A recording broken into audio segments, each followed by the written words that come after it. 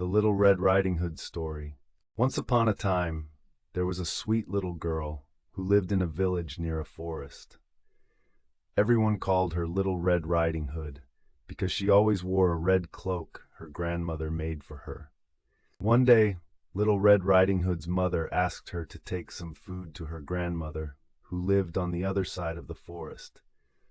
"Don't stray from the path," her mother warned. As Little Red Riding Hood walked through the forest, she admired the flowers and the sunshine.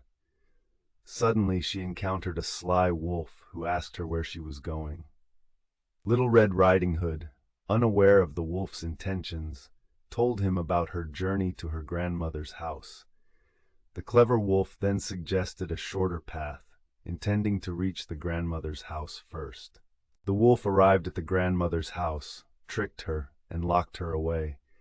He then disguised himself in her clothes and lay in bed, waiting for Little Red Riding Hood. When Little Red Riding Hood arrived, she noticed something strange about her grandmother. "What big eyes you have!" she exclaimed.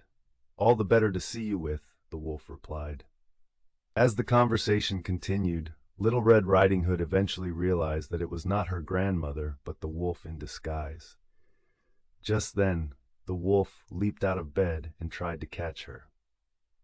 Fortunately, a nearby woodsman heard the commotion, rushed into the house, and rescued Little Red Riding Hood and her grandmother from the wolf's clutches. From that day on, Little Red Riding Hood was much more cautious and always stayed on the path, learning to be wary of strangers in the forest.